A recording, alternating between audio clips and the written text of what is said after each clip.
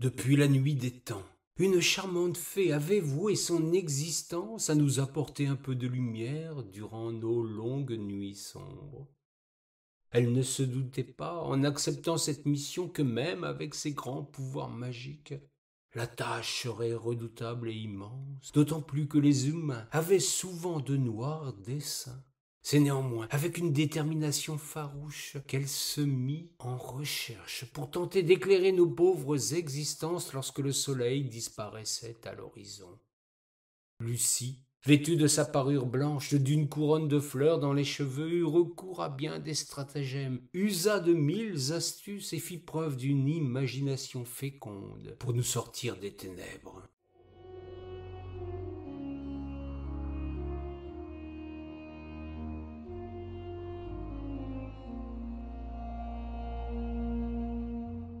La nuit originelle était redoutablement profonde. Nulle étoile dans le ciel, nulle clarté pour briser des ténèbres inquiétants et menaçants. Lucie, en bonne fée inventive, façonna un disque magnifique, une boule gigantesque qu'elle lança dans les cieux. La lune se para du pouvoir de refléter vers la terre les clartés du soleil qui se perdaient dans le vide sidéral quand il partait se coucher.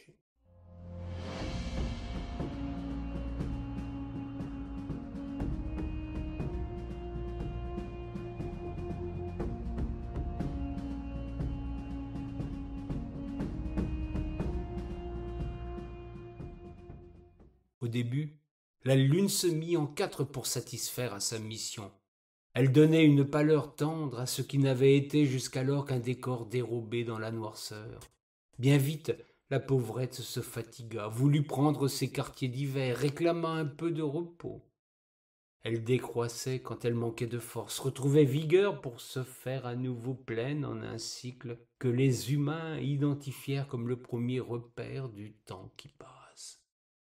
Lucie comprit que le brave satellite ne pouvait à lui seul éclairer le chemin de ceux qui avançaient dans l'inconnu. Elle chercha à amadouer le feu, celui qui naissait de la foudre s'abattant sur le sol. Elle mit tant de cœur à l'ouvrage qu'elle finit par domestiquer la bête qui dévore tout, lui donnant naissance par le frottement de 2 morceaux de bois.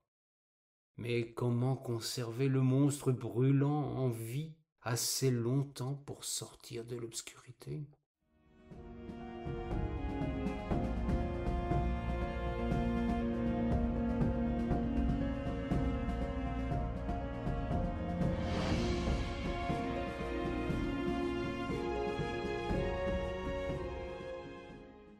Lucie trouva un champignon parasite du bouleau, capable de s'enflammer aisément. Elle découvrit encore dans les entrailles de la terre des huiles qui brûlaient longuement. Elle façonna des torches avec des bois à la combustion lente. Les humains pouvaient porter la lumière à bout de bras et découvrir de nouveaux espaces, tout en refoulant les bêtes sauvages.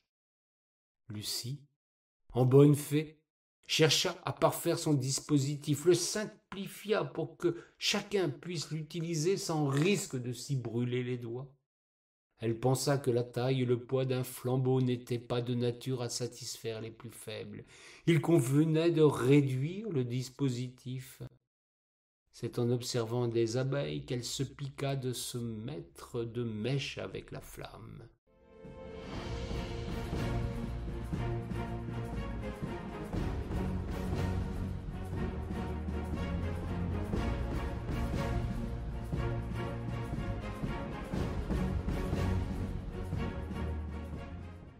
La bougie devint le flambeau portatif qui allait faire des merveilles. À partir de cette formidable innovation, bien des déclinaisons de sa trouvaille virent le jour, ou plus exactement illuminèrent nos nuits. Les bougies se levèrent dans des calebasses, avant que les citrouilles ne traversent l'Atlantique pour faire peur aux enfants une nuit de Samonio. Lucie avait pris du galon, elle symbolisa le renouveau de l'hiver, la fête des Lumières, une nuit curieusement du 13 décembre, après confusion du calendrier julien. C'est véritablement au moment du solstice d'hiver qu'elle était la reine de la fête. Elle devint célèbre par l'entremise de la bûche de Noël. Cette bûche sauvée du feu de la Saint-Jean, conservée précieusement durant 6 mois avant que d'aller honorer l'âtre et l'espoir de jours plus longs un 21 décembre. Lucie se rendit compte que les humains avaient perdu pied avec les traditions et la nature quand il leur suffit de claquer des doigts pour que la lumière soit.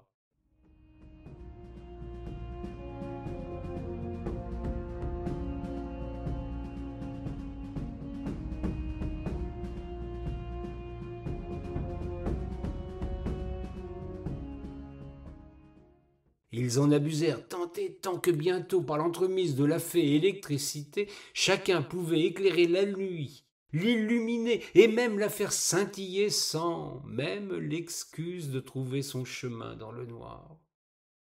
Lors des derniers jours de décembre, la folie lumineuse atteignait son comble, comme si chacun voulait honorer Lucie et la renaissance de la nature. Hélas, ce n'était plus du tout cela qui se jouait. Il fallait que tout brille, clignote, éclabousse de clarté jusqu'à faire de la nuit un jour coloré de 1001 teintes. L'obscurité avait perdu la partie, les étoiles et les constellations n'étaient plus visibles de la terre. Lucie pleurait, son ciel éclaboussé de trop de lumière. Pour parvenir à cette débauche d'énergie, des savants avaient jugulé la matière, s'étaient fait apprentis sorciers, pénétrant jusqu'au plus profond secret de la création.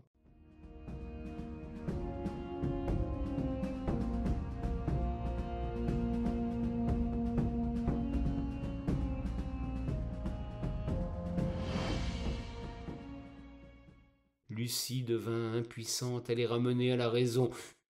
Une course effrénée les poussait vers l'abîme. La fin définitive de la nuit sonnera, la nuit des temps, se plaisait à dire la gentille fée. Un matin, un éclair si puissant que beaucoup en perdirent la vue sonna le glas de la vie sur terre.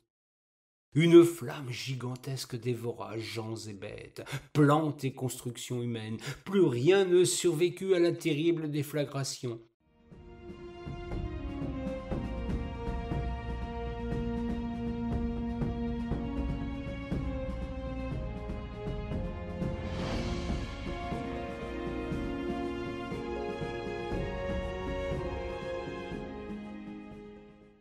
Il avait fallu construire de plus en plus de monstres inquiétants. Nos rivières étaient réquisitionnées pour que l'atome fournisse l'énergie qui permettait désormais non seulement d'éclairer, mais de mouvoir ceux qui vont debout sur leurs 2 pattes de derrière. La catastrophe avait sonné le glas de l'humanité. Il ne restait plus de traces de vie sur la terre, si ce n'est la pauvre Lucie dont les larmes ne parvenaient pas à éteindre le feu nucléaire. Tout était achevé. La boucle était bouclée. La nuit des temps reprenait ses droits.